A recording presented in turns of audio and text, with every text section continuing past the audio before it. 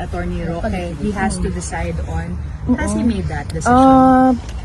Very very general lang ang pwede ko i-discuss about the legal team and the legal strategies and kung anong mga ways forward legally. Unang-una, his team is headed by Attorney Nicholas Kaufman, and then meron pa akong mga kakausapin ng mga lawyers, meron pang darating na isang abogado, i-interview ko siya para sumali sa team.